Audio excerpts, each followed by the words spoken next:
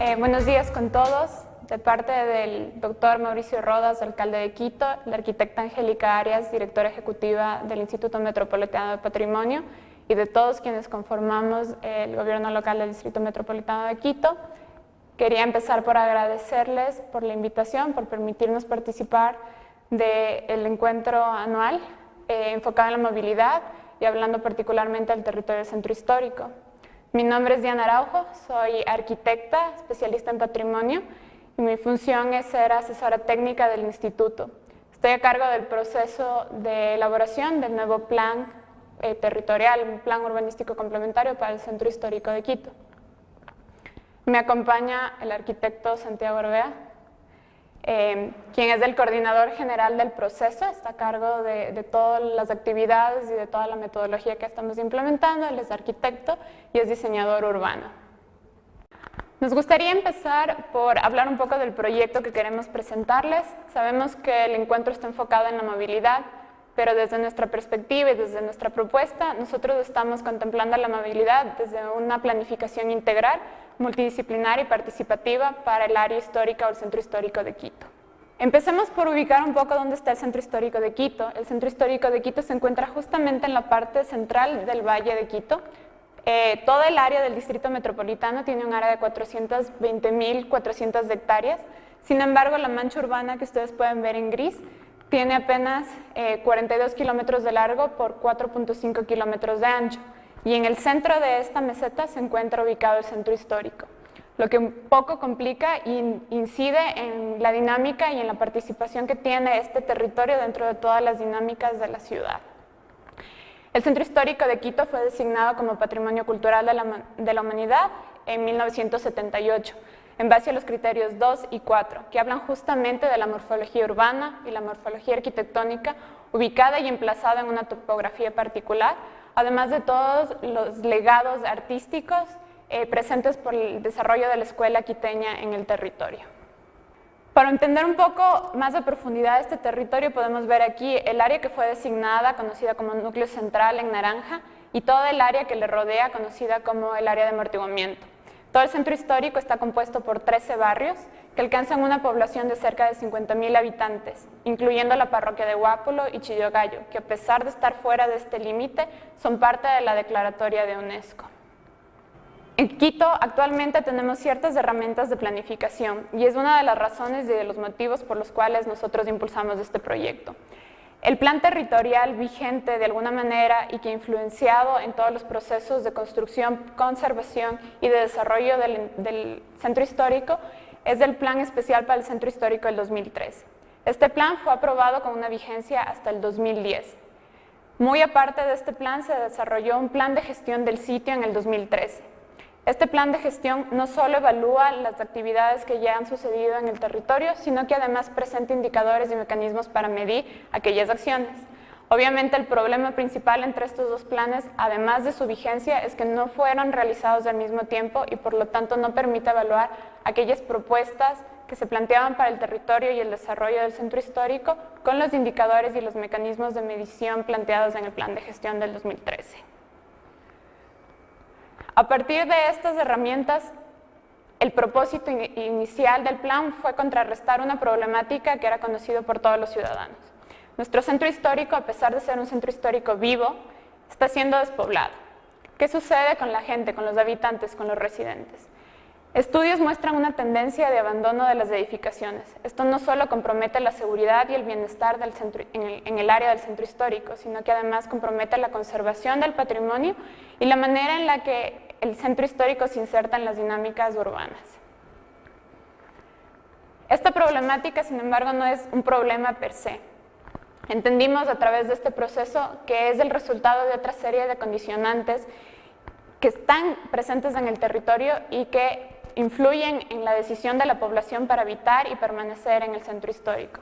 Entre ellas podemos ver la medición de los índices de smog y la calidad ambiental en términos de sonido, de aire, etc. Y vemos cómo ha sido seriamente afectado. También podemos evaluar la cantidad de áreas verdes presentes en el centro histórico por habitante, particularmente en relación con lo que nos sugiere la Organización Mundial de la Salud. Vemos que es deficiente. Este es un tema complicado de tratar cuando hablamos de patrimonio, simplemente porque no podemos generar verde urbano fuera de aquella constitución patrimonial y aquellos criterios y valores por los cuales fueron designados. En este punto juega un papel crucial lo que podamos hacer con la calle como espacio público. De igual manera, otra de las condicionantes que hablan de este despoblamiento es que cerca del 94% de las edificaciones dentro del territorio son de propiedad privada. Nosotros como municipio podemos intervenir en la conservación de monumentos y de sitios siempre que sean de propiedad pública, por lo que trabajar de manera participativa con aquellos propietarios y con la ciudadanía que habita estas residencias y que son dueños de estas edificaciones es prioritario para nuestro proyecto. En términos específicos de la movilidad, una vez entendida la ubicación geográfica del centro histórico en todo el distrito metropolitano, entendemos cómo las dinámicas de movilidad funcionan en el eje norte-sur, particularmente por la manera en la que se desarrolló la mancha urbana. Y nuestro centro histórico se encuentra incrustado en la mitad de toda esta dinámica. Las líneas de BRT o de sistemas integrados del municipio atraviesan el centro histórico, facultando la movilidad en todo el eje urbano entre norte y sur. Es decir, la dinámica de movilidad de todo el distrito y de toda la ciudad atraviesa el centro histórico y por lo tanto debe ser planificada y contemplada de la misma manera integral que el resto del territorio. A todos estos desafíos, nuestra propuesta fue trabajar con un plan urbanístico complementario al de toda la ciudad, que no solo recogiera el diagnóstico de las condiciones actuales y los desafíos del territorio, sino que además nos permitiera implementar nuevas teorías, nuevas metodologías. Entre ellas estamos recogiendo la teoría y la metodología del paisaje urbano histórico presentado por UNESCO del 2011. Obviamente nuestro alineamiento principal es la Declaratoria de Quito en 1978. Incluimos la nueva Agenda Urbana y los Objetivos de Desarrollo de las Naciones Unidas del 2016. Respondemos al Plan de Desarrollo y Ordenamiento Territorial de toda la ciudad con vigencia hasta el 2025 y hablamos además de cómo incluir la resiliencia no solo como concepto en el término ambiental, sino de manera integral y transversal al proceso. Y particularmente hablando de cómo estamos atendiendo el sistema de movilidad y el potencial que puede tener la movilidad dentro de nuestro territorio, hemos estudiado el desarrollo orientado al transporte. Nuestra metodología integral incluye diferentes dinámicas. Particularmente estamos trabajando con un sistema de análisis y de estudio y de propuesta multidisciplinar. Estamos abarcando el problema desde lo territorial, desde lo patrimonial, lo jurídico, lo económico y productivo y desde la gestión. Y ante todo estamos trabajando en una planificación participativa. No solo es el instituto el responsable del proyecto, sino que trabajamos de manera coordinada con otras instituciones municipales y sobre todo trabajamos de manera permanente a través de diferentes procesos de participación con la ciudadanía, con la academia y especialmente con los residentes del centro histórico.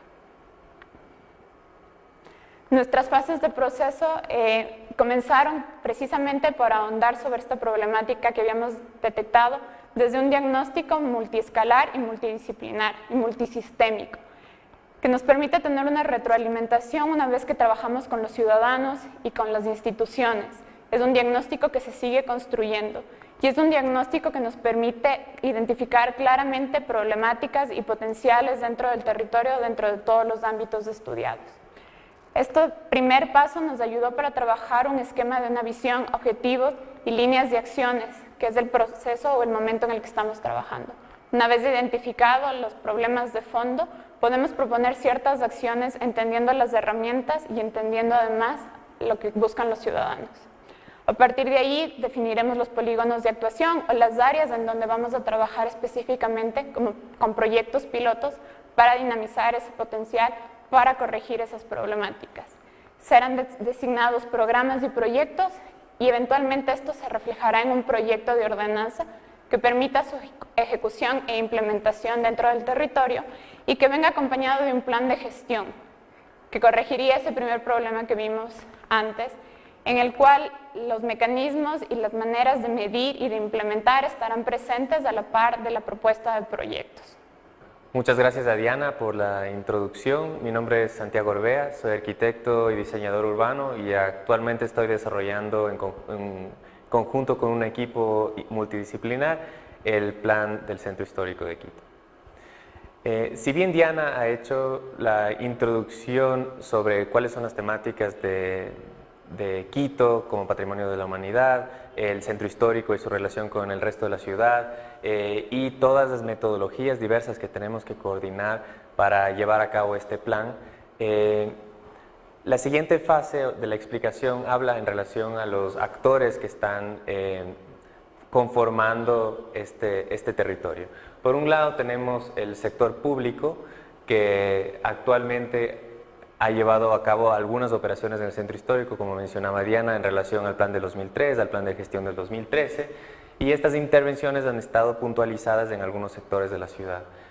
Por otro lado, la ciudadanía local se ha organizado en torno a asociaciones ciudadanas, han llevado a cabo algunos ejercicios de implementaciones puntuales en el territorio y de programas y proyectos. Y por otro lado, el sector privado se ha focalizado en cierto tipo de intervenciones en el centro histórico, por lo general relacionadas al sector turístico y al sector comercial. Si bien este diagrama lo que muestra es esta serie de intereses, es importante darse cuenta que estas acciones no pueden ser vistas por separado, sino que deben trabajar hacia un mismo fin, que debe ser la revitalización del centro histórico de Quito. Este es el punto que concentra los intereses de estas tres partes y en donde todas las otras metodologías de análisis y del plan tienen que solventar una capacidad de gestión para integrar estos tres elementos. En este contexto, estos actores externos y por sobre todo la UNESCO conforma una especie de anillo vinculante entre estas tres partes en torno a la revitalización del centro histórico de Quito. Y eso le da una cierta capacidad para unificar tanto al sector público como la ciudadanía local, como al sector privado en torno a este fin. El objetivo del plan entonces es juntar estos cuatro actores en un desarrollo que esté tomando en cuenta los intereses de cada uno para priorizar acciones, presupuestos desde el sector público para fortalecer a la comunidad local y para incentivar al sector privado a invertir en el centro histórico. Como mencionaba Diana, el sector privado es el porcentaje más grande de los predios del centro histórico, por lo tanto tiene que ser considerado en torno a una serie de mecanismos de gestión e incentivos para la inversión privada. Entonces, lo que estamos haciendo como trabajo del equipo es, en primer lugar, llevar a cabo talleres técnicos de trabajo interinstitucional con el sector público. Nos estamos juntando con todas aquellas secretarías y entidades que conforman la planificación del territorio en el centro histórico.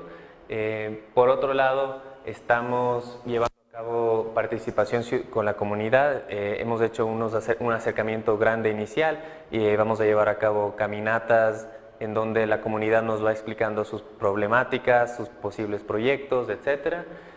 Sobre todo para construir una serie de actores que sean activos y que no solamente sean parte de la construcción del plan, sino de la ejecución de las estrategias una vez que se lleva a cabo. Luego tenemos una coordinación directa con el sector privado para entender cuáles son las necesidades que tiene y cómo el plan podría generar ciertos incentivos o mecanismos de incentivos para que ellos participen en el centro histórico. Y por otro lado, también hemos establecido cooperaciones internacionales con algunas entidades, obviamente la UNESCO está dentro de ellas, y también el BID, 100 Ciudades Resilientes del gobierno español e ICOMOS, entre algunas de las cuales están muy inmiscuidas en el desarrollo de este plan. Después de toda esta fase inicial de diagnóstico, de entender, de trabajar con la comunidad, de trabajar con el sector público, con el sector privado, hemos establecido una visión muy particular para el centro histórico, que es un centro histórico habitable que mantenga vivo su patrimonio y cultura y que fortalezca a la comunidad local en torno a un desarrollo económico, productivo, inclusivo y sostenible. Y esto apunta a un objetivo que habla de integrar el centro histórico a las dinámicas urbanas del Distrito Metropolitano de Quito para crear oportunidades y revitalizar su patrimonio cultural mediante la generación de espacios habitables de calidad y seguros.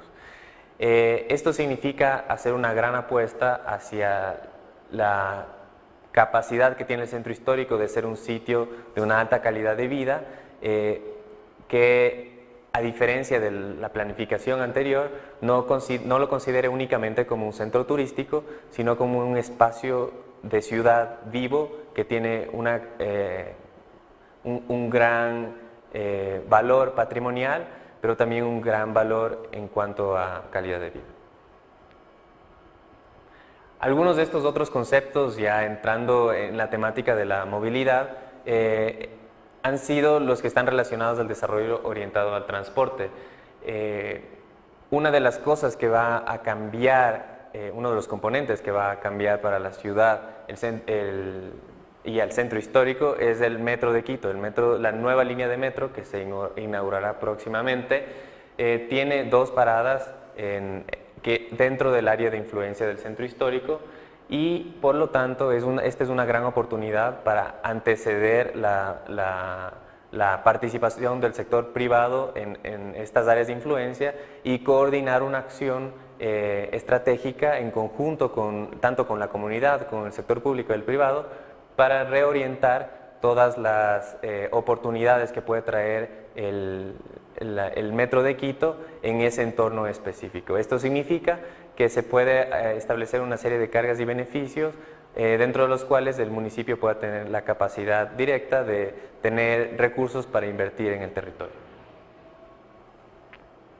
Este es un gráfico que muestra justamente esas 2 paradas. La que está hacia el norte es la de la Alameda y la que está más hacia el centro es la de San Francisco. Este gráfico lo que muestra también es en estos círculos azules los sectores que actualmente la comunidad considera como los que no tienen acceso al transporte público, y por lo tanto serán integrados en torno a un esquema de movilidad interno que se articule con el metro de Quito.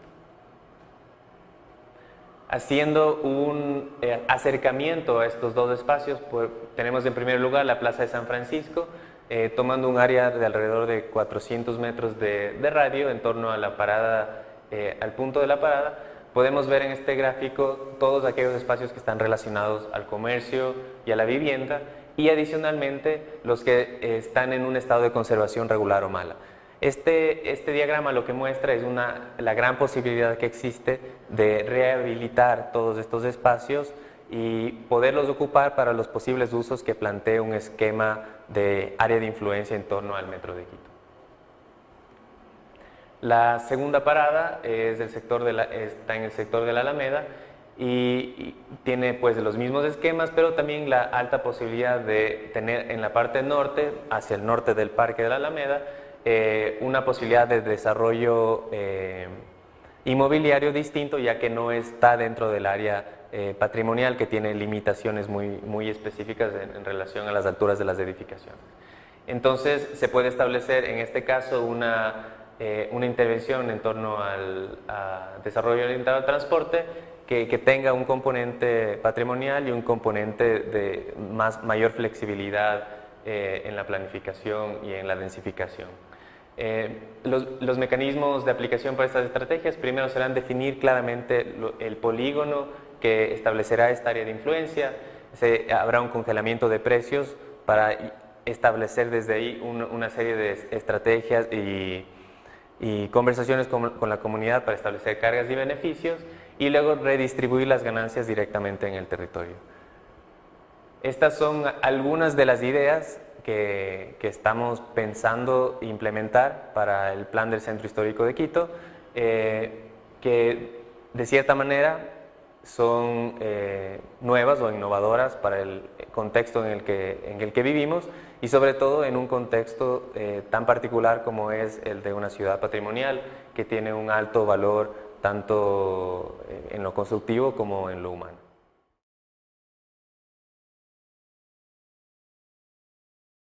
Alcaldía de Quito.